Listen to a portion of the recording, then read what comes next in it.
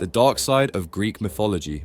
When we think about Greek mythology, we often picture gods on thrones, powerful heroes going on grand quests, and beautiful, legendary creatures. But there's something deeper, darker, and more disturbing lurking beneath these well-known stories. The truth is, Greek mythology is filled with shocking twists, tragic betrayals, and ruthless gods who were just as flawed as the mortals they ruled over. Some of the most famous myths have a much darker side to them. Let's start with Medusa, one of the most well-known figures in Greek myth. But the story behind her transformation is far more sinister than most people realize. Medusa wasn't always the hideous monster we know her as today. She was once a beautiful, innocent woman, admired by all.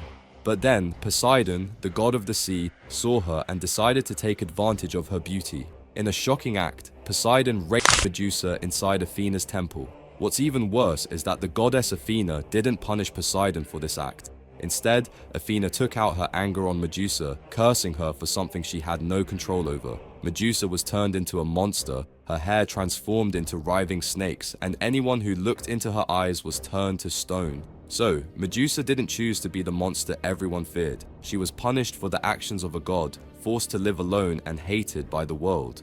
Next, we turn to King Midas, a figure we all know for his golden touch. But that famous gift wasn't as glamorous as it seemed. Midas, driven by greed, asked the god Dionysus to give him the power to turn anything he touched into gold. At first, Midas was thrilled. Everything he touched turned into solid gold. But soon, he realized just how terrible his wish was. He couldn't eat, he couldn't drink, and when he embraced his daughter, she too turned into a lifeless golden statue. Midas had everything, but he lost what mattered most, his humanity and his family.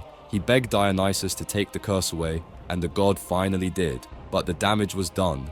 Midas had learned the painful lesson that greed, no matter how tempting, can turn everything you love into something cold and unrecognizable. Moving forward, we got Zeus, the king of the gods. Most people know him as the powerful ruler of Mount Olympus, but there's a darker side to his story. Zeus was famous for his many love affairs, but these weren't just simple romances. He often tricked and deceived both mortal women and goddesses to get what he wanted.